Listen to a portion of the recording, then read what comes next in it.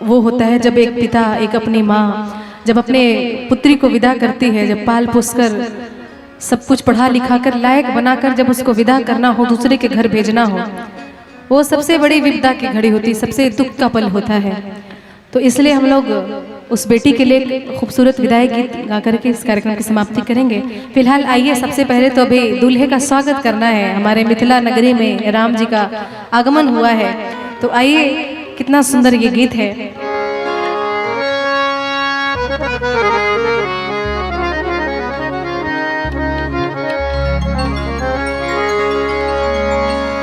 पूर्वा पश्चिम से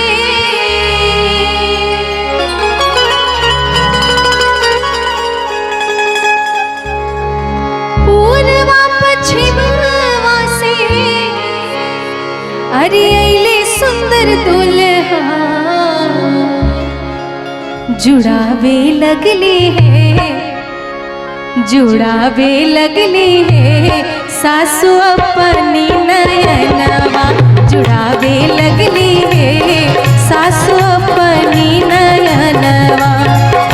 पूर्वा पश्चिम से पूर्वा पश्चिम से अइले सुंदर दुल्हा जुड़ावे लगली है, जुड़ावे लगली है सासु अपनी नयनवा, जुड़ावे लगली है सासु अपनी नयनवा।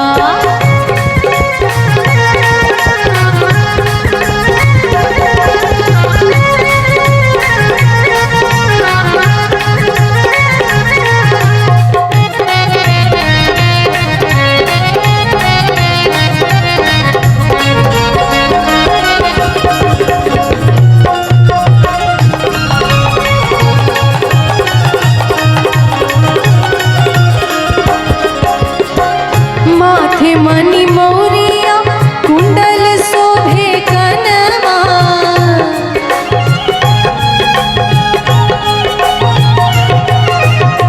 रेशम के डोरी हाथे आम के कंगनवा,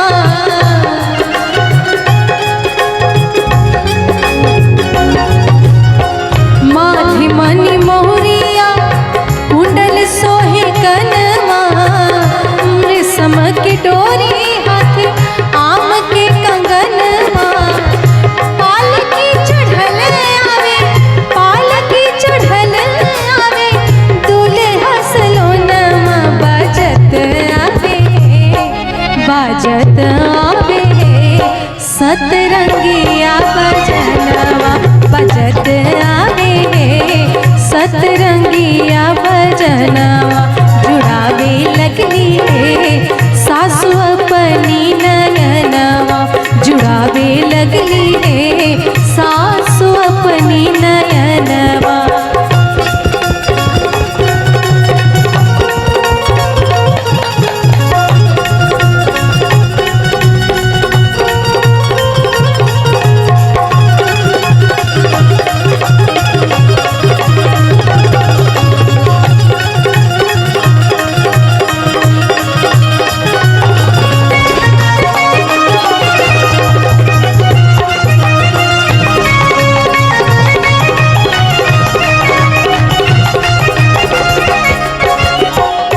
दूल्हा परछने का रिवाज ये राम जी के युग से चला आ रहा है।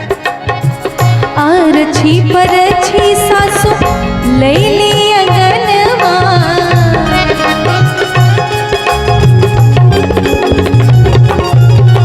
सुबह सुबह होवे लागल मंगल गनवा,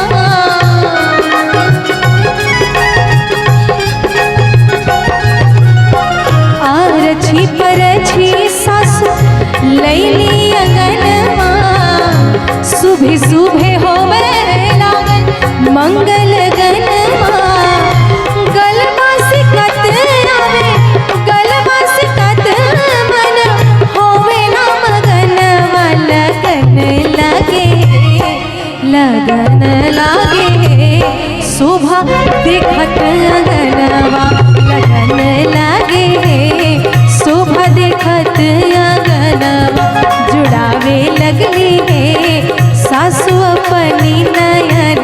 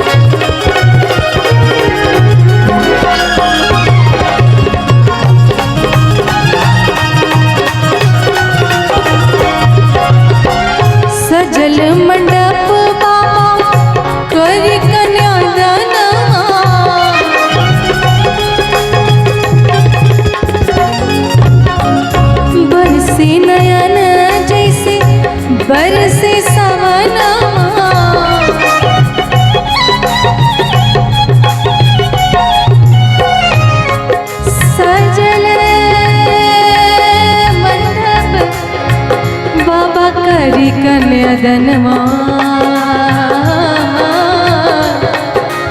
आरे बरसेला नयन जैसे बरसे सवनवा बरसे सवनवा बरसे सवनवा रे बरसे सवनवा सजल मंडप